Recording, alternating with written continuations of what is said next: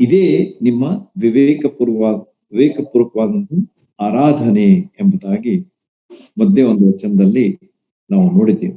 ಸಾಕಷ್ಟು ವಿವರಣೆ ಕೇಳಿದ್ದೇವೆ. ದೇವರ ನಾಮಕ್ಕೆ ಸ್ತೋತ್ರ. ನೀವು ಇದನ್ನ ತಿಳ್ಕೊಂಡಿದ್ದೀರಿ ಎಂಬ ಭರವಸೆ ನನಗೆ ಇದೆ. 2ನೇ ವಚನದಲ್ಲಿ ನಾವು ನೋಡಿದ ಹಾಗೆ 3 ಮಾತುಗಳನ್ನ ಹೇಳ್ತಾನೆ. ಇಹಲೋಕದ ನಡವಳಿಕೆಯನ್ನ ಅನುಸರಿಸ್ಬೇಡ್ರಿ. ಇಹಲೋಕದ ನಡವಳಿಕೆಯನ್ನ ಅನುಸರಿಸ್ಬೇಡ್ರಿ. 2ನೇದು, ನೂತನ ಮನಸ್ಸನ್ನ ಹೊಂದಿಕೊಳ್ರಿ. ನೂತನ ಮನಸ್ಸನ್ನ ಹೊಂದಿಕೊಳ್ರಿ. 3ನೇದಾಗಿ ಆತನ ಹೇಳ್ತಾನೆ, ಪರಲೋಕ ಭಾವದವರಾಗಿರ್ರಿ. ನಮ್ಮ ದೃಷ್ಟಿ ಎಲ್ಲಿರ್ಬೇಕು? ಪರಲೋಕದ ಕಡೆಗೆ ಇರ್ಬೇಕಾದ್ರೆ. ನಾವು ಈ ಲೋಕದಲ್ಲಿ ಪ್ರವಾಸಿಗಳಾಗಿದ್ದೇವೆ ಎಂಬುದಾಗಿ ದೇವರ ವಾಕ್ಯ ಹೇಳ್ತದೆ. ಆದ ಕಾರಣ ನಮ್ಮ ಜೀವನ ಹೀಗಿರ್ಬೇಕು, ಪರಲೋಕ ಭಾವದಿಂದ ನಾವು ಜೀವಿಸುವಂತದಾಗಿ. ನಮ್ಮ ಮುಂದಿನ ಸಮಯ ಯಾವಾಗಲೂ ಪರಲೋಕದಲ್ಲಿ ಎಂಬುದನ್ನ ನಾವು ತಿಳಿದಿದ್ದೀವಿ. ಆ ಒಂದು ಅರ್ಥದಿಂದ ನಮ್ಮ ಜೀವನವನ್ನ ನಾವು ಬಾಳ್ತಾ ಇರಬೇಕು. ಆಗೇನಾಗ್ತದೆ, ಅದರ ಒಂದು ರಿಸಲ್ಟ್ ಸಹ ಆತನ ಹೇಳ್ತಾನೆ. ಏನಂತ ಹೇಳಿ, ದೇವರ ಚಿತ್ತಕ್ಕನುಸಾರವಾದದ್ದು. ಜೀವನದಲ್ಲಿ ದೇವರ ಚಿತ್ತ ಬಹಳ ಮುಖ್ಯವಾದದ್ದು. ದೇವರ ಚಿತ್ತ ಇಲ್ಲದಿದ್ರೆ ನಮ್ಮ ಜೀವನ ಅದು ಬಿದ್ದು ಹೋಗ್ಬಿಡ್ತದೆ. ನಮ್ಮ ಸ್ವಂತ ಇಚ್ಛೆ, ನಮ್ಮ ಸ್ವಂತ ಚಿತ್ತಕ್ಕನುಸಾರವಾಗಿ ನಾವು ಆಳಿದ್ರೆ ನಮ್ಮ ಜೀವನ. ಆದ ಕಾರಣ ದೇವರ ಚಿತ್ತ ಏನು ಎಂಬುದನ್ನ ನೀವು ತಿಳ್ಕೊಳ್ತೀರಿ. ದೇವರ ಚಿತ್ತ ಹೇಗಿರ್ತದೆ? ಉತ್ತಮವಾದದ್ದು, ಮೆಚ್ಚುಗೆಯಾದದ್ದು, ದೋಷವಿಲ್ಲದ್ದು. ಯಾವುದೆಂದು ನೀವು ವಿವೇಚಿಸಿ ತಿಳ್ಕೊಳ್ಳುವಿರಿ. ನೋಡ್ರಿ, ಎಷ್ಟು ವಿಷಯಗಳನ್ನ ಪೌಲನು ಸ್ಪಷ್ಟಪಡಿಸಿದ್ದಾನೆ.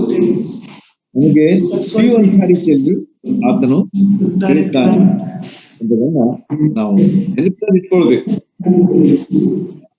ಎಷ್ಟೋ ಸಲ ನಾವು ದೇವರ ಚಿತ್ತಕ್ಕಾಗಿ ಕಾಯ್ದುಕೊಳ್ತೇವೆ, ಆದ್ರೆ ದೇವರ ವಾಕ್ಯದಲ್ಲಿ ಅದು ಇದೆ. ನಾವೇನ್ ಮಾಡ್ಬೇಕಂತೆ? ಈ ಲೋಕ ಬಿಡಬೇಕು, ನೂತನ ಮನಸ್ಸನ್ನ ಹೊಂದಿಕೊಳ್ಬೇಕು, ಪರಲೋಕ ಭಾವ ಆಗಿರ್ಬೇಕು. ಆಗ ದೇವರ ಚಿತ್ತವನ್ನ ಬಳಕೆ. ಅದನ್ನ ಬಿಟ್ಟು ನಾವು ಬೇರೆ ಯಾವುದೇ ರೀತಿಯಲ್ಲಿ ದೇವರ ಚಿತ್ತ ಅದು ಸಿಗುವುದಿಲ್ಲ.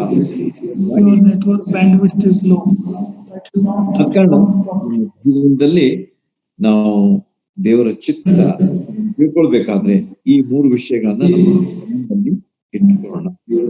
ಅದೇನಾಗ್ತದೆ ಅಂತಂದ್ರೆ, ಉತ್ತಮವಾದದ್ದು, ದೋಷವಿಲ್ಲದ್ದು ಮತ್ತು ಮೆಚ್ಚುಗೆ ಆದದ್ದು ಯಾವುದು ಅಂತ ಹೇಳಿ ನಮಗೆ ತಿಳಿಸ್ಕೊಡ್ತದೆ. It teaches us, it shows us, it shows us. ಇದನ್ನ ದೇವರ ವಾಕ್ಯ ನಮಗೆ ಸ್ಪಷ್ಟವಾಗಿ ಹೇಳ್ತಾರೆ.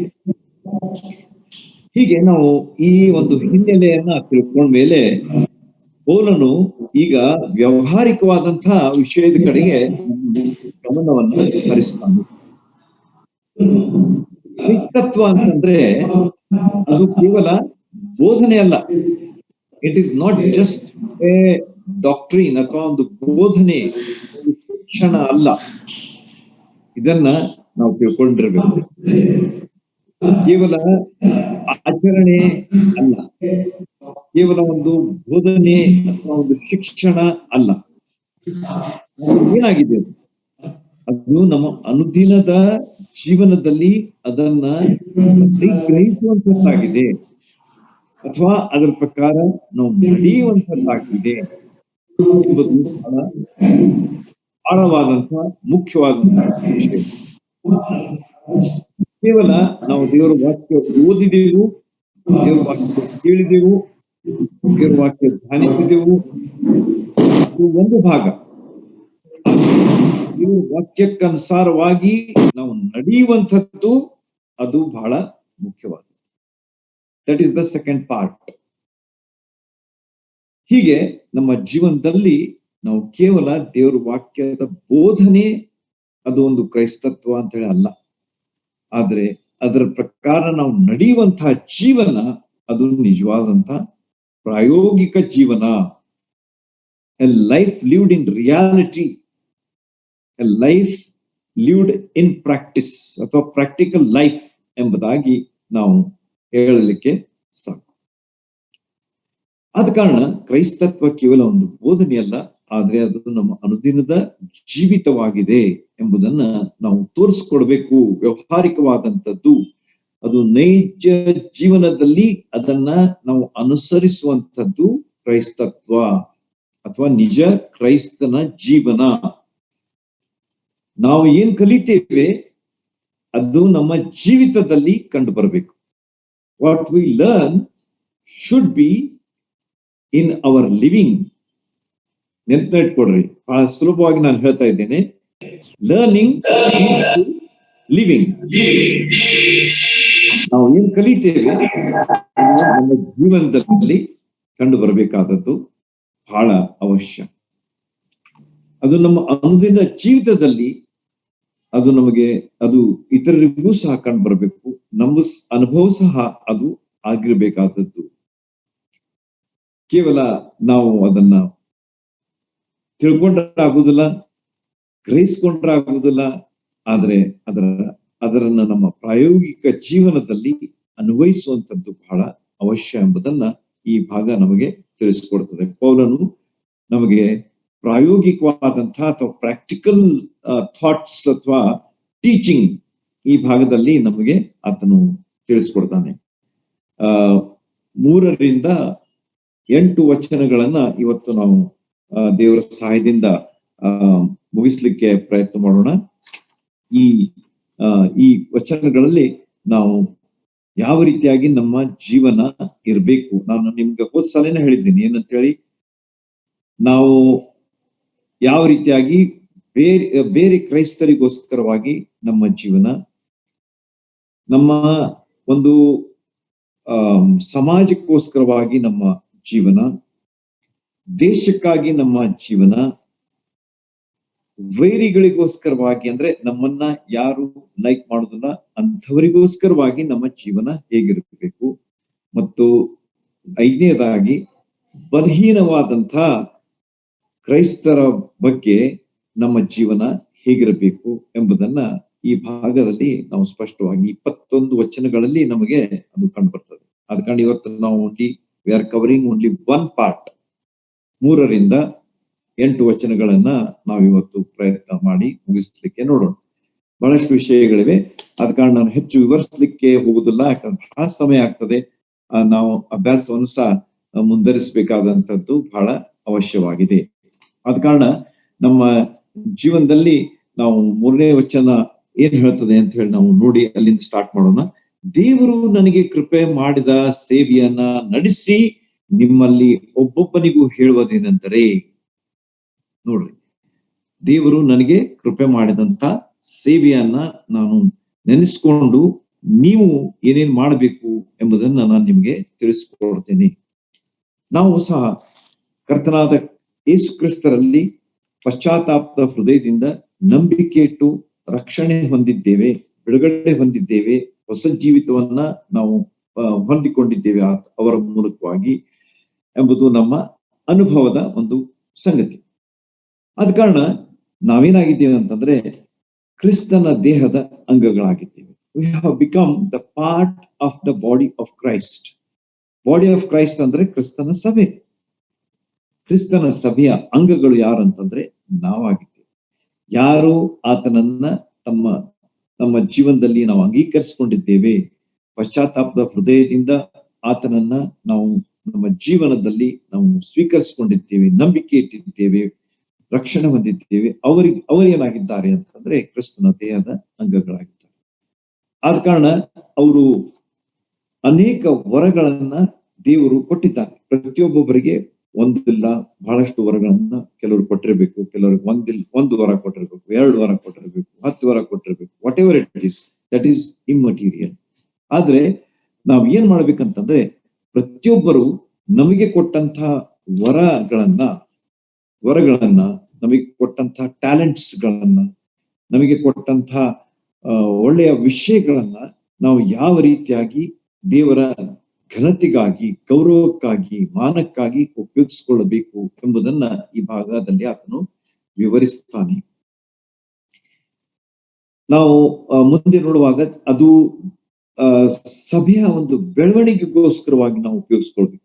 What ever talents we have got, whatever gifts that God has given to us, ಯಾವ ವರಗಳನ್ನ ದೇವರು ನಮ್ಗೆ ಕೊಟ್ಟಿದ್ದಾನೆ ಅದನ್ನ ಸಭೆಯ ಒಂದು ಬೆಳವಣಿಗೆಗಾಗಿ ಅದನ್ನ ನಾವು ಉಪಯೋಗಿಸುವಂತವರಾಗಿರ್ಬೇಕು.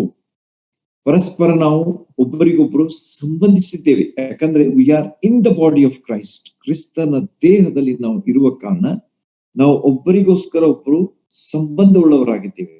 V are in relationship with each other because we are in the one body of Christ ಎಂಬುದನ್ನ ಈ ಭಾಗ ನಮಗೆ ಪೌಲ ಹೇಳ್ತಾನೆ. ಆದ ಕಾರಣ ನಾವು ಒಬ್ಬರಿಗೊಬ್ಬರು ಸಂಬಂಧ ಹೊಂದಿದ್ದೇವೆ ಅಂದ್ಮೇಲೆ ಒಬ್ಬರ ಸೇವೆಯನ್ನು ಒಬ್ಬರು ಮಾಡುವವರು ಸಹ ಆಗಿದ್ದೇವೆ ಎಂಬುದಾಗಿ ಇದರ ಅರ್ಥ. ಆದ ಕಾರಣ ನಾವು ಒಬ್ಬರನ್ನೊಬ್ರು ಅವಲಂಬಿಸಿದಂಥವ್ರು ಸಹ ಆಗಿರ್ಬೇಕು. We should be dependent upon each other. ನೋಡ್ರಿ, ಎಷ್ಟು ಸುಂದರವಾದಂತಹ ವಿಚಾರಗಳನ್ನ ಈ ಭಾಗ ನಮಗೆ ತಿಳಿಸ್ತದೆ. ನಾವು ಕ್ರಿಸ್ತನ ದೇಹದ ಅಂಗಗಳು, ನಾವು ಒಬ್ಬರಿಗೊಬ್ಬರು ಸಂಬಂಧ ಹೊಂದಿದವರು, ನಾವು ಒಬ್ಬರಿಗೊಬ್ಬರು ಅವಲಂಬಿಸಿದಂಥವರಾಗಿದ್ದೇವೆ ಮತ್ತು ಒಬ್ಬರಿಗೊಬ್ಬರು ಸೇವೆ ಮಾಡುವಂತವರಾಗಿದ್ದೇವೆ ಮತ್ತು ಒಬ್ಬರಿಗೊಬ್ಬರ ಆತ್ಮೀಯ ಬೆಳವಣಿಗೆಗಾಗಿ ನಾವು ಜೀವಿಸುವಂತವರಾಗಿದ್ದೇವೆ ಎಂಬುದನ್ನ ಪೌಲನು ಈ 3ನೇ ವಚನದಲ್ಲಿ ಹೇಳಿಕೊಡ್ತಾ ಇದ್ದಾನೆ.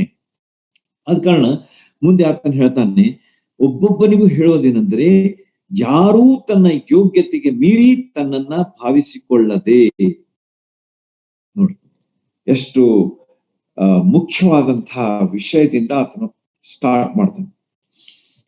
ಈ ಒಂದು ವಿಷಯ ಪ್ರತಿಯೊಬ್ಬನ ಎದುರಿಗೆ ಇರ್ತಕ್ಕಂತಹ ಒಂದು ದೊಡ್ಡ ಒಂದು ಹರ್ಡಲ್ ಎಂಬುದಾಗಿ ನಾವು ಹೇಳ್ಬೋದು, ಒಂದು ಅಡೆತಡೆ ಎಂಬುದಾಗಿ ನಾವು ಹೇಳ್ಬೋದು. ಯಾಕಂದ್ರೆ ಇದು ನಮಗೆ ಗೊತ್ತಿರುವುದಿಲ್ಲ, ಆದ್ರೂ ಕೂಡ ನಮ್ಮಲ್ಲಿ ಇರ್ತದೆ.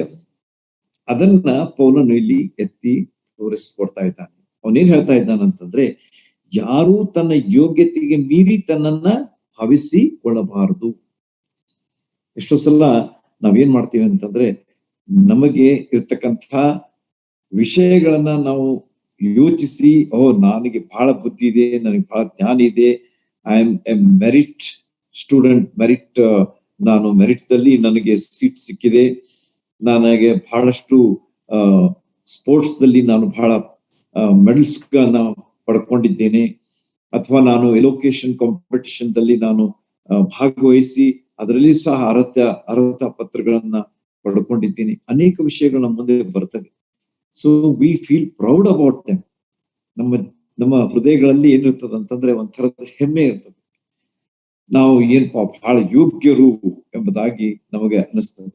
ಬೇರೆಯವ್ರನ್ನ ನೋಡಿ ನಾವೇನ್ ಮಾಡ್ತೇವೆ, ಅವ್ರಿಗಿಂತ ನಾವು ದೊಡ್ಡವರು, ಅವ್ರಿಗಿಂತ ನಾವು ಹೆಚ್ಚಿನವರು, ಅಥವಾ ಅವ್ರಿಗಿಂತ ನಾವು ಹೆಚ್ಚು ಜಾಣರು, ಅವ್ರಿಗೆ ಏನ್ ಬರುದಿಲ್ಲ ಅದು ನಮ್ಗೆ ಬರ್ತದೆ ಎಂಬಂತ ಅನೇಕ ವಿಷಯಗಳು ನಮ್ಮ ಮುಂದೆ ಬರ್ತವೆ. ಆದ ಕಾರಣ ಪೌಲ್ ಏನ್ ಹೇಳ್ತಾ ಇದ್ದಾನಂತಂದ್ರೆ, ನೋಡ್ರಿ, ಈ ಎಲ್ಲಾ ವಿಷಯಗಳನ್ನ ನೀವೇನ್ ಮಾಡ್ಬೇಕು, ಈ ಕ್ರಿಸ್ತಿಯ ಜೀವನದಲ್ಲಿ ಜೀವಿಸುವಾಗ ಅವುಗಳಿಗೆ ಹೆಚ್ಚಿನ ಒಂದು ಮಾನ್ಯತೆ ಇಲ್ಲ, ಅಥವಾ ಅವುಗಳಿಗೆ ಹೆಚ್ಚಿನ ಒಂದು ಪ್ರಾಮುಖ್ಯತೆ ಇಲ್ಲ ಎಂಬುದನ್ನ ಆತನು ಹೇಳ್ತಾ ಇದ್ದಾನೆ. ನೋಡ್ರಿ ಏನಂತ ಹೇಳ್ತಾನೆ, ತನ್ನ ಯೋಗ್ಯತೆಗೆ ಮೀರಿ ತನ್ನನ್ನ ಭಾವಿಸಿಕೊಳ್ಳದೆ ಎಂಬುದಾಗಿ. So one should not take pride in the things that he has. ಅದು ಮುಖ್ಯ ಅಲ್ಲ ಎಂಬುದಾಗಿ ಹೇಳ್ತಾನೆ. ಹಾಗೆ ನಾವು ಒಂದ್ ವೇಳೆ ವಿಚಾರ ಮಾಡಿದ್ರೆ that is a wrong calculation, ತಪ್ಪು ಲೆಕ್ಕಾಚಾರ. ನಾವು ಏನ್ ಮಾಡ್ತಾ ಇದ್ದೇವೆ ಅಂತಂದ್ರೆ, ತಪ್ಪು ಮಾಡ್ತಾ ಇದ್ದೇವೆ ನಮ್ಮ ಜೀವನದಲ್ಲಿ. ನಮ್ಮ ವಿಷಯವಾಗಿ ನಾವು ಬಹಳಷ್ಟು ಯೋಚಿಸ್ತಾ ಇದ್ದೇವೆ ಅಥವಾ ತಿಳ್ಕೊಳ್ತಾ ಇದ್ದೇವೆ ಎಂಬುದನ್ನ ಆತನು ಇಲ್ಲಿ ಹೇಳ್ತಾ ಇದ್ದಾನೆ. ನಾನು ಇತರರಿಗಿಂತ ಹೆಚ್ಚಿನವನು, ಹೆಚ್ಚಿಗೆ ತಿಳಿದವನು ಎಂಬಂತಹ ವಿಚಾರ ನಮ್ಮಲ್ಲಿ ಇದ್ರೆ ನಾವು ಇತರರಿಗಿಂತ ಹೆಚ್ಚಿನ ಒಂದು ಬೆಲೆ ಕಟ್ಕೊಳ್ತೇವೆ. We value more of ourselves than others ಎಂಬುದನ್ನ ನಾವು ಇಲ್ಲಿ ಕಂಡುಕೊಳ್ತೇವೆ. ಅದ ಕಾರಣ ಪೌಲನು ಇಲ್ಲಿ ಏನ್ ಹೇಳ್ತಾ ಇದ್ದಾನಂತಂದ್ರೆ, ನಾವು ಆ ರೀತಿಯಾಗಿ ನಮ್ಮನ್ನ ತಿಳ್ಕೊಳ್ಳುವುದು ಸಲ್ಲದು. ಯೋಗ್ಯತೆಗೆ ಮೀರಿ ನಮ್ಮನ್ನ ನಾವು ತಿಳ್ಕೊಂಡ್ರೆ ದಟ್ ಈಸ್ ರಾಂಗ್ ಎಂಬುದಾಗಿ ಹೇಳ್ತಾನೆ. ತನ್ನನ್ನು ಭಾವಿಸಿಕೊಳ್ಳದೆ ಎಂಬುದಾಗಿ ಹೇಳ್ತಾನೆ.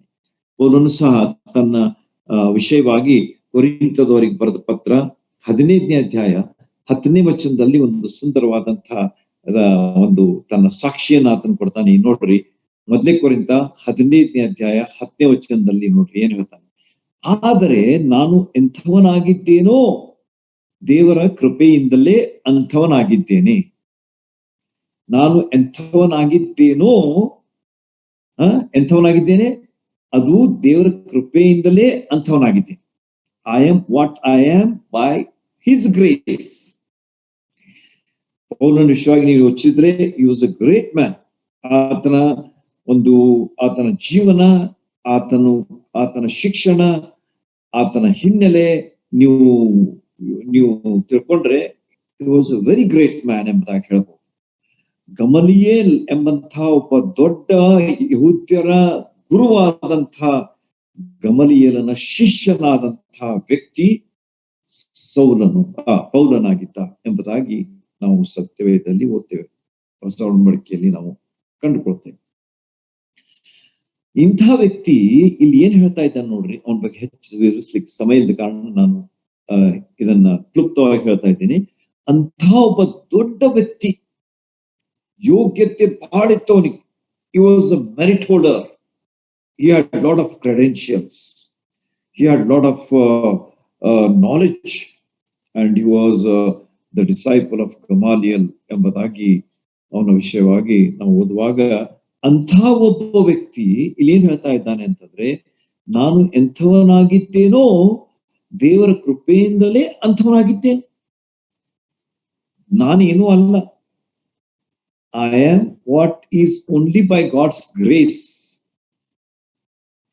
Unmerited favor ಎಂಬುದನ್ನ ನಾವು ನೋಡಿದ್ದೇವೆ. ಕೃಪೆ ಅಂತಂದ್ರೆ ನಾವು ಅನರ್ಹರಾಗಿದ್ರು ಕೂಡ ದೇವರು ತೋರಿಸಿದಂತಹ ಒಂದು ಕೃಪೆ. ದಟ್ ಈಸ್ ದ ಅನ್ಮೆರಿಟೆಡ್ ಫೇವರ್, ಅಥವಾ ಒಂದು ನಮಗೆ ಆತನ ತೋರಿಸಿದಂತಹ ಒಂದು ದಯೆ ಎಂಬುದಾಗಿ ಅದರ ಒಂದು ವ್ಯಾಖ್ಯೆ ನಮಗೆ ಸತ್ಯವೇದದಲ್ಲಿ ಕಂಡು ಬರ್ತದೆ. ಇಂಥ ವ್ಯಕ್ತಿ ದೇವರ ಕೃಪೆಯಿಂದಲೇ ಅಂಥವನಾಗಿದ್ದೇನೆ ಎಂಬುದಾಗಿ ಹೇಳ್ತಾನೆ. ಮತ್ತೊಂದು ವಿಚಾರ ಅವನು ಎಫೆಸದವರಿಗೆ ಬರೆದ ಪತ್ರದಲ್ಲಿ ಬರೀತಾನೆ. ಎಫೆಸ 2ನೇ ಅಧ್ಯಾಯ 8-9 ವಚನಗಳಲ್ಲಿ ಅವನು ಹೇಳ್ತಾನೆ ನೋಡ್ರಿ. 2ನೇ ಅಧ್ಯಾಯ 8 ಮತ್ತು 9 ವಚನಗಳಲ್ಲಿ, ಆದ್ದರಿಂದ ಹೊಗಳಿಕೊಳ್ಳುವುದಕ್ಕೆ ಯಾರಿಗೂ ಆಸ್ಪದವಿಲ್ಲ. ಹೊಗಳಿಕೊಳ್ಳುವುದಕ್ಕೆ ಯಾರಿಗೂ ಆಸ್ಪದ ಇಲ್ಲ. ನೀವು ಏನೇ ಇರ್ರಿ, ಆದ್ರೆ ನಿಮಗೆ ಹೊಗಳಿಕೊಳ್ಳಿಕ್ಕೆ ಆಸ್ಪದ ಇಲ್ಲ. ನೀವು ದೇವರ ಮುಂದೆ ಬರುವಾಗ, ದೇವರ ಸಭೆಯಲ್ಲಿ ಇರುವಾಗ, ಕ್ರಿಸ್ತನ ಎದುರಿಗೆ ನಾವು ಇರುವಾಗ ನಮಗೆ ಹೊಗಳಿಕೊಳ್ಳೋದಕ್ಕೆ ಆಸ್ಪದ ಇಲ್ಲ ಎಂಬುದಾಗಿ. There is no scope for our own ಏನಂತಾರೆ ಅದಕ್ಕೆ, ಪ್ರೈಸಸ್. ನಾವು ಆತನ ನಿರ್ಮಾಣ ಸತ್ಕಾರ್ಯಗಳನ್ನು ಮಾಡುವುದಕ್ಕಾಗಿ ಕ್ರಿಸ್ತೇಸುವಿನಲ್ಲಿ ಸೃಷ್ಟಿಸಲ್ಪಟ್ಟೆವು ಎಂಬುದಾಗಿ ಹೇಳ್ತಾನೆ.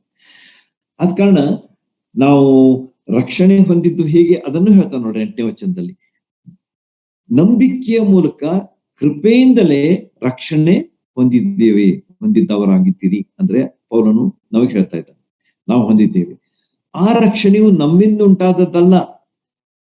ಅದು ನಮ್ಮ ಒಳ್ಳೆಯತನಕ್ಕ ಅಥವಾ ನಮ್ಮ ಒಳ್ಳೆ ಮೆರಿಟ್ಸ್ ಇದ್ರೆ, ಅಥವಾ ನಾವು ಬಹಳ ಒಳ್ಳೆಯ ಒಂದು ಹಿನ್ನೆಲೆಯಿಂದ ಬಂದವರಾಗಿದ್ದೇವೆ, ಬಹಳ ಜಾಣರಾಗಿದ್ದೇವೆ, ಬಹಳ ಐಶ್ವರ್ಯವಂತರಾಗಿದ್ದೇವೆ, ನಮ್ಗೆಲ್ಲ ಗೊತ್ತದೆ, ಅದಕ್ಕೆ ನಮ್ಗೆ ಅದ್ ರಕ್ಷಣೆ ಸಿಗ್ಲಿಲ್ಲ. ಅದು ಹೇಗ್ ಸಿಕ್ತಂತೆ? ದೇವರ ಕೃಪೆಯಿಂದ. ಎರಡನೇದಾಗಿ ಅದು ನಮ್ಮ ಪುಣ್ಯ ಕ್ರಿಯೆಗಳಿಂದ ಉಂಟಾಗ್ಲಿಲ್ಲ, ಅದು ದೇವರ ವರವೇ. ದೇವರು ಕೊಟ್ಟಂತಹ ಒಂದು ದಾನ, ದೇವರು ಕೊಟ್ಟಂತಹ ಒಂದು ವರ ನಮಗೆ ಸಿಕ್ಕಿದೆ. ಅದು ಯಾರ ಮೂಲಕ? ಕರ್ತನಾದಂತಹ ಯೇಸು ಕ್ರಿಸ್ತರ ಮೂಲಕವಾಗಿ.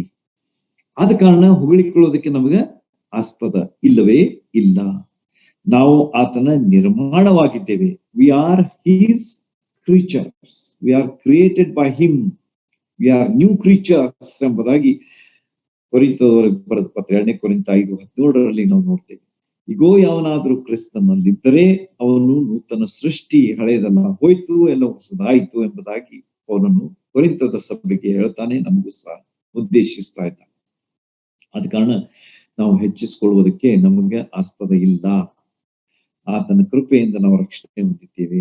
ನಾವೇನಿದ್ದೇವೆ ಆತನ ಕೃಪೆ ಆಗಿದೆ ಎಂಬುದನ್ನ ನಾವು ತಿಳ್ಕೊಂಡಿರ್ಬೇಕು. That is the first thing that we should note in our life. ಹೊಗಳಿಕೊಳ್ಳೋದಕ್ಕೆ ನಮ್ಗೆ ಸ್ಥಾನ ಇಲ್ಲ. ಆದ ಕಾರಣ ಅವನು ಏನ್ ಹೇಳ್ತಾನಂತಂದ್ರೆ, ಯೋಗ್ಯತೆಗೆ ಮೀರಿ ನಿಮ್ಮನ್ನು ಭಾವಿಸ್ಕೊಳ್ಬೇಡ್ರಿ. ದೇವರು ಒಬ್ಬೊಬ್ಬನಿಗೆ ಎಂತೆಂಥ ವಿಶ್ವಾಸವನ್ನು ಕೊಟ್ಟನೋ ಅದಕ್ಕೆ ತಕ್ಕ ಹಾಗೆ ನ್ಯಾಯವಾದ ಅಭಿಪ್ರಾಯದಿಂದ ತನ್ನನ್ನ ಭಾವಿಸಿಕೊಳ್ಳಬೇಕು. ನೋಡ್ರಿ, ಎಷ್ಟು ವಿಶೇಷವಾಗಿ ಇಲ್ಲಿ ಆತನು ವಿವರಿಸ್ತಾ ಇದ್ದಾನೆ. ನಾವು ಹೇಗ್ ಭಾವಿಸ್ಕೊಳ್ಬೇಕಂತಂದ್ರೆ, ನಮಗೆ ನಂಬಿಕೆ ಕೊಡಲ್ಪಟ್ಟಿದೆ. We are given the faith. ನಮಗೆ ಕರ್ತನಾದ ಯೇಸು ಕ್ರಿಸ್ತರಿಂದ ನಮಗೆ ನಂಬಿಕೆ ಕೊಡಲ್ಪಟ್ಟಿದೆ. ಯಾಕಂದ್ರೆ ಇಬ್ರಿಯರಿಗೆ ಬರೆದ ಪತ್ರ 12ನೇ ಅಧ್ಯಾಯ 1-2 ವಚನಗಳನ್ನ ನಾವು ಏನ್ ನೋಡ್ತೀವಿ, he is the author and perfecter or finisher of our faith ಎಂಬುದಾಗಿ ಪೌಲನು ಅಥವಾ ಇಬ್ರಿಯ ಗ್ರಂಥಕರ್ತನು ಹೇಳ್ತಾನೆ. ಅದರ ಅರ್ಥ, ನಂಬಿಕೆಯ ಒಂದು ಆರಂಭ ಎಲ್ಲ ಆಗ್ತದ ಅಂತಂದ್ರೆ ಕರ್ತನಾದ ಯೇಸು ಕ್ರಿಸ್ತರಲ್ಲಿ. ಅವರೇ ಅದನ್ನ ಹುಟ್ಟಿಸ್ತಾರೆ, ಅವರೇ ಅದನ್ನ ನಮಗೆ ಪೂರೈಸ್ತಾರೆ. He is the originator or he is the source and he is the provider ಎಂಬುದು ದೇವರ ವಾಕ್ಯ ಹೇಳುವಂತಹ ಸಂಗತಿ. ಆದ ಕಾರಣ ಶಿಷ್ಯರು ಕರ್ತನಾದ ಯೇಸು ಕ್ರಿಸ್ತರ ಬಳಿಗೆ ಒಂದ್ಸಲ ಬರ್ತಾರೆ. ಅವ್ರು ಏನ್ ಹೇಳ್ತಾರೆ ಗೊತ್ತಾ, ಕರ್ತನೇ, ಸ್ವಾಮಿಯೇ, ನಮಗೆ ನಂಬಿಕೆ ಕಡಿಮೆ ಆಗಿದೆ, ನಮ್ಮ ನಂಬಿಕೆಯನ್ನ ಹೆಚ್ಚಿಸು ಎಂಬುದಾಗಿ ಅವರು ಕರ್ತನಾದ ಯೇಸು ಕ್ರಿಸ್ತರಿಗೆ ಕೇಳಿಕೊಳ್ತಾರೆ. ನೋಡ್ರಿ, ಎಷ್ಟೊಂದು ಒಳ್ಳೆಯ ವಿಷಯ. ನಮ್ಮ ಜೀವನದಲ್ಲಿ ನಮಗೆ ನಂಬಿಕೆ ಕಡಿಮೆ ಆಗಿದ್ರೆ ನಾವೇನ್ ಮಾಡ್ಬೇಕು? We have to come to the Lord Jesus Christ and we have to pray to him. We have to ask from him because he gives us the faith, because he is the source of our faith. ನಮ್ಮ ನಂಬಿಕೆಯ ಒಂದು ಪೂರೈಕೆ ಅಥವಾ ತನ್ನ source, ಸಂಪನ್ಮೂಲ ಎಲ್ಲಿದೆ ಅಂತಂದ್ರೆ ಕರ್ತನಾದ ಯೇಸು ಕ್ರಿಸ್ತರಲ್ಲಿಯೇ ಇದೆ. ಆದ ಕಾರಣ ನಂಬಿಕೆಯನ್ನ ಹುಟ್ಟಿಸುವನು, ಪೂರೈಸುವನಾದಂತಹ ಕರ್ತನಾದ ಯೇಸು ಕ್ರಿಸ್ತರು ನಮಗೆ ನಂಬಿಕೆಯನ್ನ ಕೊಟ್ಟಿದ್ದಾರೆ. ನಮ್ಗೆ ಇನ್ನೂ ಹೆಚ್ಚಿನ ನಂಬಿಕೆ ಬೇಕಂತಂದ್ರೆ ನಾವು ಬೇಡ್ಕೊಳ್ಬೇಕು ಎಂಬುದಾಗಿ ನಾವು ಸ್ವಾರ್ಥಗಳಲ್ಲಿ ಶಿಷ್ಯರು ಕರ್ತನಾದ ಯೇಸು ಕ್ರಿಸ್ತರಿಗೆ ಹೇಳಿದ್ದನ್ನ ನಾವು ನೋಡ್ತೀವಿ.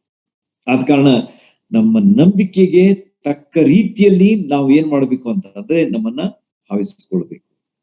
ಹೆಚ್ಚಿನವರಂತಲ್ಲ, ನಮ್ಮ ಪುಣ್ಯ ಕಾರ್ಯಗಳಿಂದ ಅಂತ ಅಥವಾ ನಮ್ಮ ವಿಷಯಗಳಿಂದ ನಮಗೆ ಎಚ್ಚರಿಕೆ ಬರ್ತದ ಅಂತಲ್ಲ, ಆದ್ರೆ ನಮಗೆ ಕೊಟ್ಟಂತಹ ನಂಬಿಕೆಯಿಂದ ನಾವು ಯಾವಾಗಲೂ ನಮ್ಮನ್ನ ತಿಳ್ಕೊಂಡಿರ್ಬೇಕು.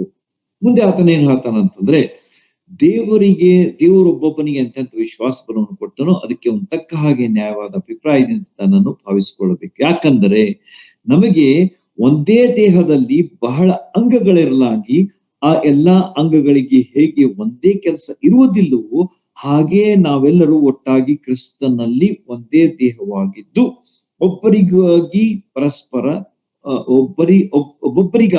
ಪರಸ್ಪರ ಅಂಗಗಳಾಗಿದ್ದೇವೆ. ಬಹಳ ಒಂದು ಸರಳವಾದಂತಹ ಸರ್ವವಿದಿತವಾದಂತಹ ಒಂದು ಉದಾಹರಣೆಯನ್ನ ಪೌಲನು ಇಲ್ಲಿ ನಮ್ಮ ಮುಂದೆ ಇಡ್ತಾ ಇದ್ದಾನೆ.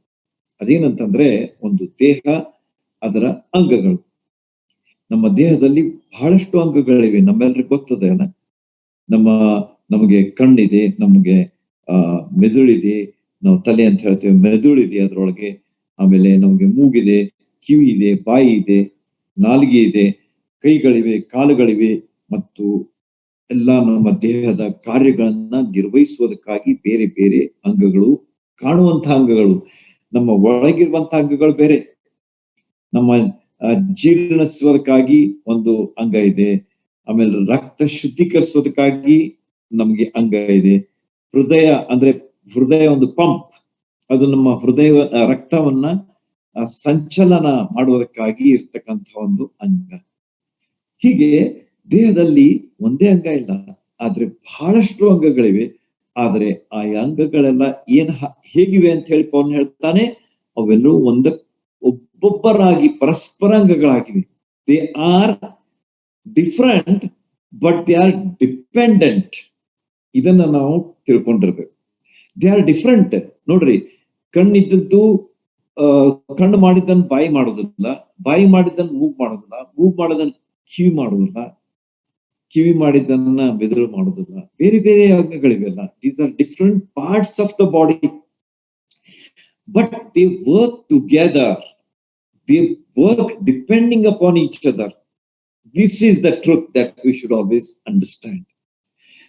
ನಾವು ಒಬ್ಬೊಬ್ಬರೇ ಅಲ್ಲ, ಆದ್ರೆ ನಾವು ಒಟ್ಟಾಗಿ ಆತನ ದೇಹದಲ್ಲಿ ಅಂಗಗಳಾಗಿ ಸೇವೆ ಮಾಡುವಂತವರಾಗಿದ್ದೇವೆ. ಸಭಾ ಸೇವೆ ಅಥವಾ ಕ್ರಿಸ್ತನ ಅಂಗಗಳಾಗಿ ನಾವು ಇರುವಂತಹ ಒಂದು ಜೀವನ ಏನಾಗಿದೆ ಅಂತಂದ್ರೆ, that is A dependent life upon each other. ನಾವು ಇಂಡಿಪೆಂಡೆಂಟ್ ಆಗಿ ನಾವು ಕೆಲಸ ಮಾಡುದಿಲ್ಲ, ಆದ್ರೆ ಡಿಪೆಂಡೆಂಟ್ ಆಗಿ ಕೆಲಸ ಮಾಡ್ತೇವೆ.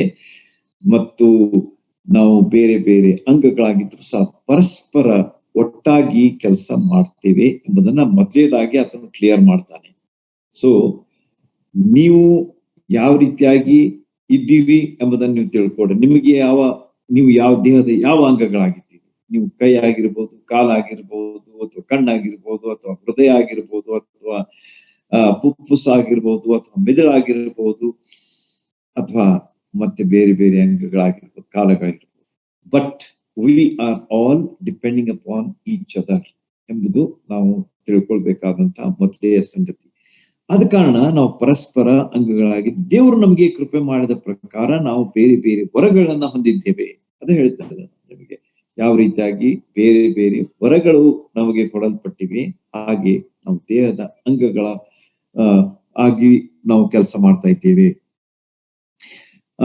ನಾವು ಬೇರೆ ಬೇರೆ ಹೊಂದಿದ ವರವು 6ನೇ ವಚನದಲ್ಲಿ, ಹೊಂದಿದ ವರವು ಪ್ರವಾದನೆಯ ರೂಪವಾಗಿದ್ದರೆ ನಮ್ಮ ವಿಶ್ವಾಸದ ತಕ್ಕ ಹಾಗೆ ಪ್ರವಾದನೆ ಹೇಳೋಣ ಎಂಬುದಾಗಿ ಇಲ್ಲಿ ಆತನು ಹೇಳ್ತಾನೆ. ಮೊದಲನೇದಾಗಿ ನಾವು ಈಗ ಅರ್ಥ ಮಾಡ್ಕೊಂಡಿವಿ ಏನಂತ ಹೇಳಿ, ಕ್ರಿಸ್ತನ ದೇಹ, ಕ್ರಿಸ್ತನ ಅಂಗ ನಾವಾಗಿದ್ದೇವೆ. ನಮ್ಗೆ ಬೇರೆ ಬೇರೆ ವರಗಳು ಕೊಡಲ್ಪಟ್ಟಿವೆ. ಆ ವರಗಳನ್ನ ನಾವು ಯಾವ ರೀತಿಯಾಗಿ ಉಪಯೋಗಿಸ್ಕೊಳ್ಬೇಕು, ನಮಗೋಸ್ಕರವಾಗಿ ಅಲ್ಲ, ಆದ್ರೆ ಪರಸ್ಪರ ಹಿತಕ್ಕಾಗಿ, ದೇಹದ ಒಳಿತಿಗಾಗಿ, ಅಂದ್ರೆ ಸಭೆಯ ಒಳಿತಿಗಾಗಿ, ಇತರರ ಒಳಿತಿಗಾಗಿ ನಾವು ಅದನ್ನ ಉಪಯೋಗಿಸ್ಬೇಕು. ಒಂದು ಉದಾಹರಣೆ ನಾನು ಓದ್ತಾ ಇದ್ದೆ. ಅದರಲ್ಲಿ ಇಬ್ಬರು ವ್ಯಕ್ತಿಗಳು ಬರ್ತಾರೆ. ಒಬ್ಬ ಬೋಧಕರ ಬಳಿಗೆ ಒಬ್ರು ಬೋಧಕರು ಇಬ್ಬರು ವ್ಯಕ್ತಿಗಳನ್ನ ಅಬ್ಸರ್ವ್ ಮಾಡ್ತಾರೆ, ಅಂದ್ರೆ ಅವರು ಗಮನಿಸ್ತಾರೆ. ಅದರಲ್ಲಿ ಮೊದಲೇ ವ್ಯಕ್ತಿ ಏನಾಗಿದ್ದ ಅಂತಂದ್ರೆ, ಅವನಿಗೆ ವರ ಇದ್ದು, ಹಿ ಹ್ಯಾಡ್ ಗುಡ್ ಗಿಫ್ಟ್ಸ್, ಆದ್ರೆ ಅವುಗಳ ಅರ್ಥ ಅವನು ಮಾಡಿಕೊಳ್ಳಿಲ್ಲ, ಅದರ ಉಪಯೋಗವನ್ನು ಮಾಡಿಕೊಳ್ಳಿ. ನೋಡ್ರಿ, ಮೊದಲೇವ ವರ ಇದ್ದು, ಒಳ್ಳೆ ವರಗಳಿದ್ದು, ಆದ್ರೆ ಅದರ ಅರ್ಥ ಅವನಿಗೆ ಮಾಡ್ಕೊಳ್ಳಿಲ್ಲ ಮತ್ತು ಅದರ ಉಪಯೋಗ ಅವನು ಮಾಡ್ಕೊಳ್ಳಿ.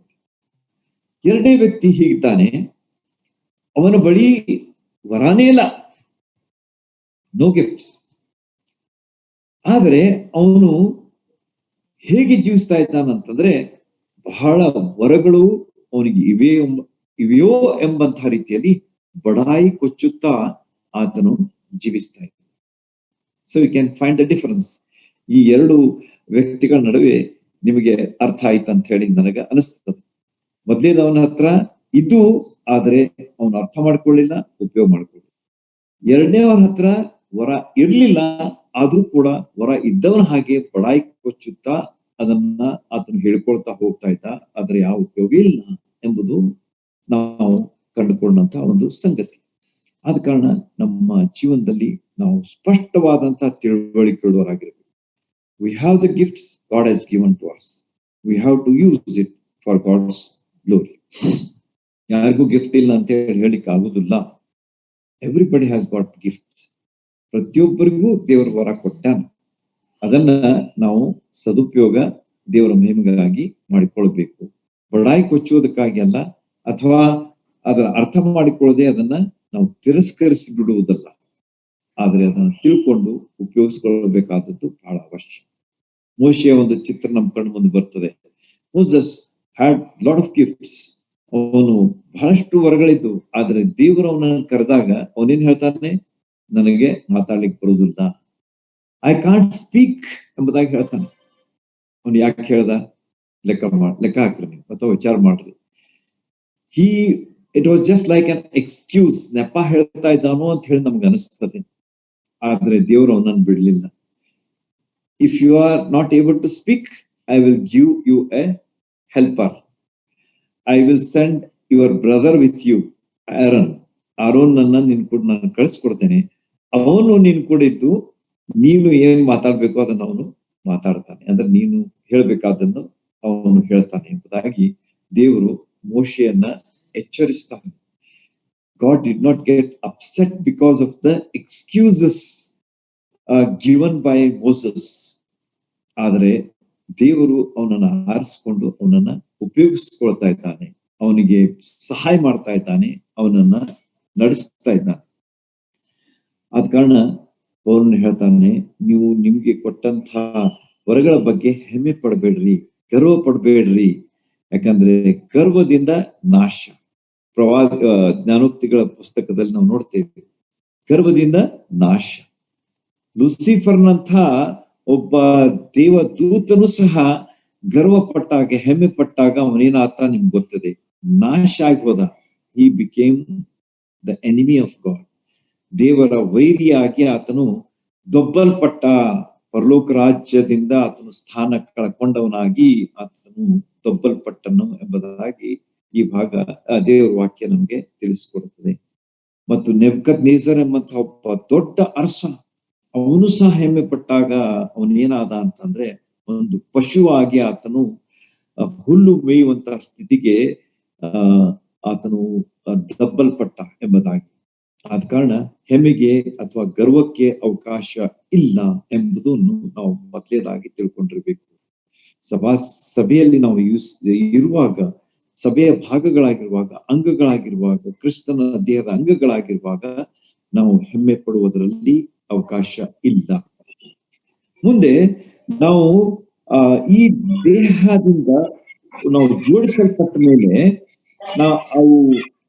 ಅದು ಅಂಗಗಳು ದೇವರ ಘನತೆಗಾಗಿ, ಗೌರವಕ್ಕಾಗಿ ಅವು ಕೆಲಸ ಮಾಡ್ತವೆ, ಸ್ವಾರ್ಥಕ್ಕಾಗಿ ಅಲ್ಲ ಎಂಬುದು ನಾವು ತಿಳ್ಕೊಳ್ಬೇಕಾದ್ರೆ. It's not for our selfish motives.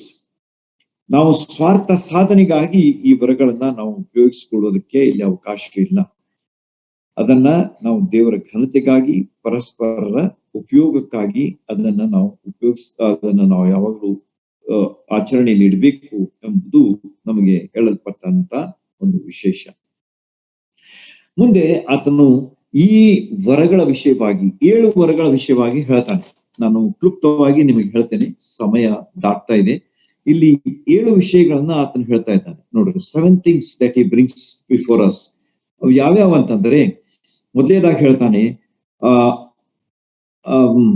ನೋಡ್ರಿ, ಹೊಂದಿದ ವರವು ಪ್ರವಾದನೆಯ ರೂಪವಾಗಿದ್ದರೆ ನಮ್ಮ ವಿಶ್ವಾಸ ವರಕ್ಕೆ ತಕ್ಕ ಹಾಗೆ ಪ್ರವಾದನೆ ಹೇಳೋಣ. First gift is a sign gift. ಅದು ಒಂದು ಪ್ರವಾದನೆಯ ವರ ಎಂಬುದಾಗಿ ಸೂಚ್ಯವಾದಂತಹ ಒಂದು ವರ, ಅದು ನಮಗೆ ಇಲ್ಲಿ ಹೇಳಲ್ಪಟ್ಟಿದೆ. ದೇವರ ವಾಕ್ಯದಲ್ಲಿ ನಾವು ನೋಡ್ತೇವೆ ಏನಂತ ಹೇಳಿ, ನೀವು ನಾನು ಶಾರ್ಟ್ ಆಗಿ ಹೇಳ್ತಾ ಇದ್ದೀನಿ, ಹೆಚ್ಚಿಗೆ ವಿವರಿಸಲಿಕ್ಕೆ ಸಮಯ ಇಲ್ಲದ ಕಾರಣ. ಕೊನೆಯ ಪುಸ್ತಕಕ್ಕೆ ಬರ್ರಿ, ಪ್ರವಾದನೆಯ ಪ್ರಕಟಣೆಯ ಪುಸ್ತಕ 19ನೇ ವಚನದಲ್ಲಿ ಒಂದೇ ವಚನ ಓದೋಣ. 22ನೇ ಅಧ್ಯಾಯ 19ನೇ ವಚನ, the last chapter of the last book and 19th verse. ಅದೇನು ಹೇಳ್ತಾನೆ ಅಂತಂದ್ರೆ, ಯಾವನಾದರೂ ಪ್ರವಾದನೆಯ ಪುಸ್ತಕದಲ್ಲಿ ಬರೆದಿರುವ ಮಾತುಗಳಲ್ಲಿ ಒಂದನ್ನಾದರೂ ತೆಗೆದು ಬಿಟ್ಟರೆ ಈ ಪುಸ್ತಕದಲ್ಲಿ ಬರೆದಿರುವ ಪರಿಶುದ್ಧ ಪಟ್ಟಣದಲ್ಲಿಯೂ ಜೀವ ವೃಕ್ಷದಲ್ಲಿಯೂ ಅವನಿಗಿರುವ ಪಾಲನ್ನು ತೆಗೆದು ಬಿಡುವನು.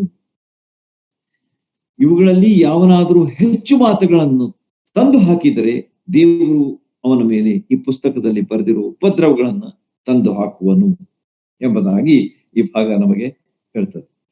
ಎಷ್ಟು ಸ್ಟರ್ನ್ ಆಗಿ, ಎಷ್ಟು ಸ್ಪಷ್ಟವಾಗಿ ಪ್ರವಾದನೆ ವಿಷಯವಾಗಿ ದೇವರ ವಾಕ್ಯ ನಮಗೆ ಹೇಳ್ತಾ ಇದೆ. Revolution 22:18 and 19. ಪ್ರವಾದನೆಯಲ್ಲಿ ಹೆಚ್ಚು ಮಾಡ್ಲಿಕ್ಕೂ ಆಗುದಿಲ್ಲ, ಕಡಿಮೆ ಮಾಡ್ಲಿಕ್ಕೂ ಆಗುದಿಲ್ಲ. Everything is written, everything is given, everything is said. ಹಳೆ ಒಡಂಬಡಿಕೆಯಲ್ಲಿ ದೇವರು ಪ್ರವಾದಿಗಳನ್ನ ಎಬ್ಸಿದ.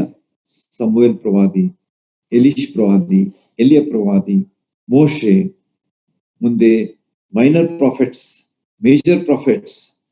ಮುಖ್ಯವಾದಂಥವ್ರು, ಆಮೇಲೆ ಸ್ವಲ್ಪ ಕೆಲಸ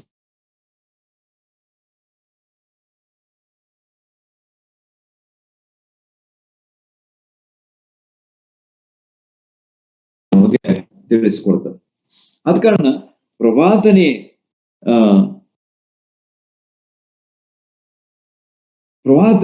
ಏನ್ ಹೇಳ್ತದೆ ಅಂತಂದ್ರೆ, ದೇವರು ನಮ್ಗೇನ್ ತಿಳಿಸಿದ್ದಾನೆ ಅದನ್ನ ನಾವು ಜನರಿಗೆ ತಿಳಿಸ್ಬೇಕು. That is the work of A profit. ದೇವರು ನಮಗೆ ಕೊಟ್ಟದ್ದನ್ನ ನಾವು ಇತರಿಗೆ ತಿಳಿಸ್ಬೇಕಾದದ್ದು ಪ್ರವಾದಿಯ ಕೆಲಸ. ಹಾಗಾದ್ರೆ ಈಗಿನ ಕಾಲದಲ್ಲಿ ನಾವೇನ್ ಮಾಡ್ಬೇಕು? ದೇವ್ರ ವಾಕ್ಯ ಹೇಳ್ತದೆ ಎಲ್ಲಾ ಕೊಡಲ್ಪಟ್ಟಿದೆ ಅಂದ್ಮೇಲೆ ಹೊಸ ಪ್ರವಾದನೆಯನ್ನ ನಾವು ಎಲ್ಲಿಂದ ತಂದು ವಿಚಾರ ಮಾಡಿ. It is from God's word, because God's word is complete in itself. ದೇವ್ರ ವಾಕ್ಯ ಅದು ತನ್ನಷ್ಟಕ್ಕೆ ತಾನೇ ಅದು ಪೂರ್ಣವಾದಂತಹ ಒಂದು ವಿಷಯ, ಸಂಪೂರ್ಣವಾದಂತಹ ವಿಷಯ. It is full and it is perfect. ಅದರಲ್ಲಿ ನೀವು ಹೆಚ್ಚಿಗೆ ಉಡಿಸ್ಲಿಕ್ಕೂ ಆಗುದಿಲ್ಲ, ಅದರಿಂದ ನಿಮ್ಗೆ ತೆಗಿಲಿಕ್ಕೂ ಆಗುದಿಲ್ಲ ಎಂಬುದಾಗಿ ದೇವರು ಹೇಳುವಾಗ, ನಮ್ಮ ಪ್ರವಾದನೆ ನಮ್ಮ ನಂಬಿಕೆಗೆ ಅನುಗುಣವಾಗಿರುವುದಾದ್ರೆ ಅದನ್ನ ನಾವು ಎಲ್ಲಿಂದ ತೆಗೆದುಕೊಂಡು ಹೇಳ್ಬೇಕು? ದೇವರ ವಾಕ್ಯದಿಂದಲೇ. ಆದ ಕಾರಣ ಬಹಳ ಎಚ್ಚರವಾಗಿರ್ಬೇಕು. ನಾವು ದೇವರ ವಾಕ್ಯದ ಪ್ರವಾದನೆ ಎನ್ನುವಾಗ ನಾವು ಅದರ ಬಗ್ಗೆ ಹಗುರು ಭಾವನೆಯಿಂದ ವರ್ತಿಸುವುದು ಸಲ್ಲದು. ಯಾಕಂದ್ರೆ ದೇವರ ವಾಕ್ಯ ಬಹಳವಾಗಿ ಸ್ಪಷ್ಟವಾಗಿ ಹೇಳುತ್ತದೆ. ಬಹಳಷ್ಟು ಸೀರಿಯಸ್ಲಿ, ಗಂಭೀರವಾಗಿ ದೇವರು ಹೇಳ್ತಾ ಇದ್ದಾನೆ 22ನೇ ಅಧ್ಯಾಯ 18-19 ವಚನಗಳಲ್ಲಿ. ಆದ ಕಾರಣ ಅಂತ ತಪ್ಪು ನಾವು ಮಾಡುವುದು ಬೇಡ.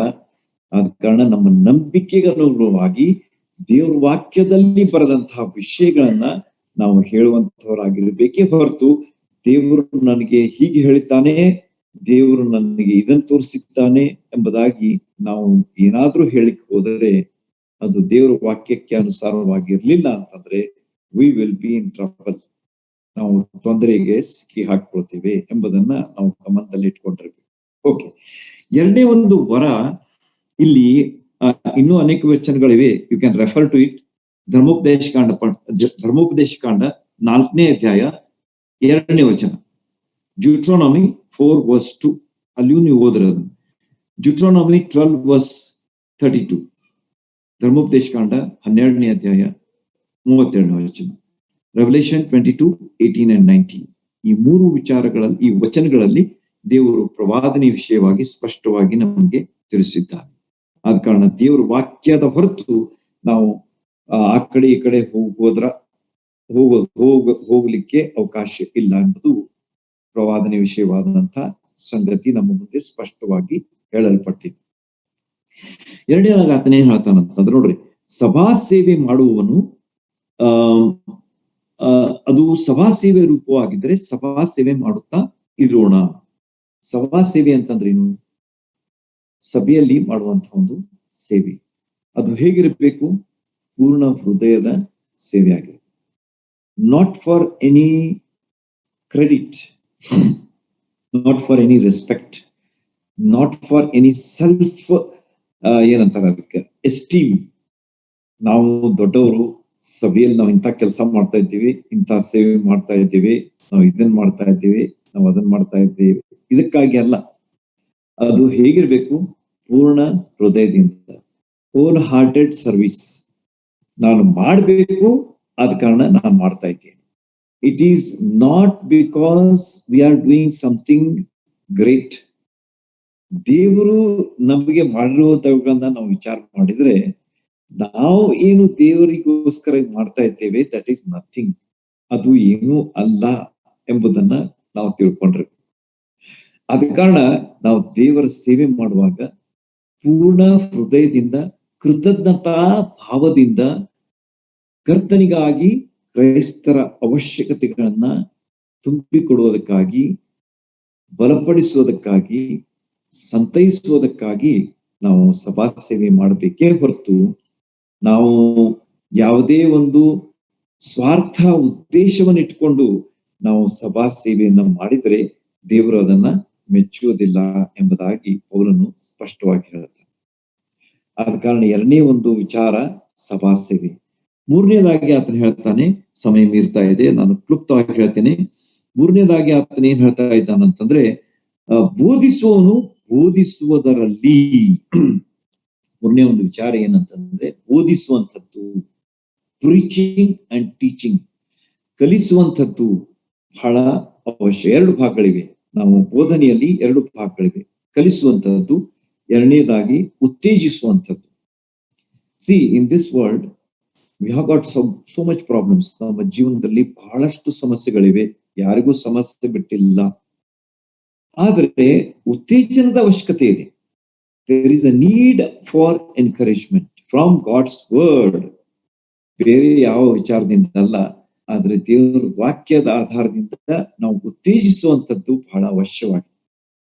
Keep it in mind. ಅದನ್ನ ನಾವು ನೆನ್ಪಿಟ್ಕೊಂಡು ನಾವು ಬೋಧಿಸುವಂಥದ್ದು ಹೇಗಿರ್ಬೇಕು ಅಂತಂದ್ರೆ ದೇವರ ವಾಕ್ಯ ಕಲಿಸುವಂಥದ್ದು, ದೇವರ ವಾಕ್ಯದಿಂದ ಉತ್ತೇಜಿಸುವಂಥದ್ದು. ಹೌದು, discouragement is there in life, but that's not the end of it. ದೇವರ ವಾಕ್ಯದಲ್ಲಿ ನಮಗೆ ಉತ್ತೇಜನ ಕೊಡ್ಲಿಕ್ಕೆ ಸಾಕಷ್ಟು ವಿಷಯಗಳಿವೆ, ವಚನಗಳಿವೆ, ಉದಾಹರಣೆಗಳಿವೆ. ಅವುಗಳನ್ನ ನಾವು ಉಪಯೋಗಿಸ್ಕೊಂಡು ಇತರರ ಒಂದು ಉತ್ತೇಜನಕ್ಕಾಗಿ, ಪ್ರೋತ್ಸಾಹಕ್ಕಾಗಿ ನಾವು ಅವುಗಳನ್ನ ಉಪಯೋಗಿಸ್ಕೊಳ್ಬೇಕು. ಆದ ಕಾರಣ ಬೋಧಿಸುವಂತವನು ಬೋಧಿಸಲಿ ಎಂಬುದಾಗಿ ಹೇಳ್ತಾನೆ. That is the third thing. ನಾಲ್ಕನೇದಾಗಿ ಆತನ ಏನ್ ಹೇಳ್ತಾನಂತಂದ್ರೆ ಬುದ್ಧಿ ಹೇಳುವವನು ಬುದ್ಧಿ ಹೇಳುವುದರಲ್ಲಿ ನಿರತನಾಗಿರ್ಲಿ. ಬುದ್ಧಿ ಹೇಳುವಂಥದ್ದು, this is also A gift. ಇದು ಒಂದು ವರ, ಎಲ್ಲರಿಗೂ ಬರುದಿಲ್ಲ ಇದು. ಎಷ್ಟೋ ಸಲ ನಾವು ಬುದ್ಧಿ ಹೇಳಿಕ್ ಹೋಗಿ ನಾವು ಬುದ್ಧಿ ಹೇಳಿಸ್ಕೊಳ್ತೇವೆ.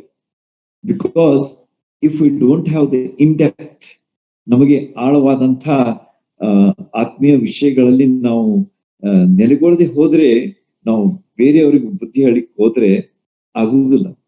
ಅವರೇ ನಮಗೆ ಬುದ್ಧಿ ಹೇಳಲಿಕ್ಕೆ ಕೊಡ್ತಾರೆ. ಆದ ಕಾರಣ ಬುದ್ಧಿ ಹೇಳುವವನು ಬಹಳಷ್ಟು ಎಚ್ಚರವಾಗಿದ್ದು ಬುದ್ಧಿ ಹೇಳಬೇಕು. ನಾವು ಅದರ ಆ ವರವನ್ನ ನಾವು ಸದುಪಯೋಗ ಮಾಡಿಕೊಳ್ಬೇಕಾದ್ರೆ ನಾವು ಇತರರ ಕಲ್ಯಾಣಕ್ಕಾಗಿ ಅದನ್ನ ಉಪಯೋಗಿಸ್ಬೇಕಂದ್ರೆ ಇತರರ ಒಳಿತಿಗಾಗಿ, ಇತರರ ಹಿತಕ್ಕಾಗಿ, ಇತರರ ಸೌಖ್ಯಕ್ಕಾಗಿ, ನಮ್ಮ ಸ್ವಂತ ಲಾಭಕ್ಕಾಗಿ ಇಲ್ಲ, ಆದರೆ ಅವರ ಒಂದು ಒಳಿತಿಗಾಗಿ ನಾವು ಬುದ್ಧಿ ಹೇಳುವಂತವರಾಗಿರ್ಬೇಕು. ದೇವರ ಮಹಿಮೆಗಾಗಿ ನಾವು ಬುದ್ಧಿ ಹೇಳುವಂತವರಾಗಿರ್ಬೇಕು. ಹೊರತು ನಾವು ಶಾಣೆ ಆಗಿದ್ದೇವೆ, ನಮ್ಗೆ ಬಹಳ ಬುದ್ಧಿ ಇದೆ, ಆದ ಕಾರಣ ನಾವು ಬುದ್ಧಿ ಹೇಳ್ತೇವೆ ಅಂತಂದ್ರೆ ಅದರ ಫಲ ಸಿಗುದಿಲ್ಲ. ಅದರಿಂದ ನಮಗೂ ಅದ್ರ ಯಾವ ಆಶೀರ್ವಾದ ನಮ್ಗೆ ಸಿಗುದಿಲ್ಲ, ಅವ್ರಿಗೂ ಅದರ ಉಪಯೋಗ ಆಗುದಿಲ್ಲ. ನೋಡ್ರಿ, ವಿಚಾರ ಮಾಡಿ ನೋಡ್ರಿ, ಅನುಭವದಿಂದ ನೀವು ತಿಳ್ಕೊಂಡು ಆಮೇಲೆ ನನಗೆ ಹೇಳ್ತೀರಿ, ಹೌದು ಸರ್, ಇದು ದೇವ್ರ ವಾಕ್ಯದಿಂದ ನೀವು ಹೇಳಿದ್ದು ಸತ್ಯವಾದದ್ದು ಅಂತ ಹೇಳಿ. ಐದನೇದಾಗಿ ಆತನು ಏನ್ ಹೇಳ್ತಾನಂತಂದ್ರೆ ದಾನ ಕೊಡುವವನು ಏನ್ ಮಾಡ್ಬೇಕಂತ, ಯಥಾರ್ಥ ಮನಸ್ಸಿನಿಂದ ಕೊಡಲಿ. ದಾನ ಕೊಡುವವನು ಯಥಾರ್ಥ ಮನಸ್ಸಿನಿಂದ ಕೊಡ್ಲಿ. ನೋಡ್ರಿ, ಎಷ್ಟೋ ಸಲ ನಾವು ದಾನ ಕೊಡ್ತೇವೆ. ಹೀಗೆ ಕೊಡ್ತೇವೆ, ನಾವು ಕೊಡುವಂಥದ್ದು ಬಹಳ ದೊಡ್ಡದು ಎಂಬಂತ ಒಂದು ವಿಚಾರದಿಂದ ನಾವು ಕೊಡ್ತೇವೆ. ನಾವೇನೋ ಕೊಡ್ತಾ ಇದ್ದೇವೆ, ಅದು ಬಹಳ ದೊಡ್ಡದು ಎಂಬುದಾಗಿ.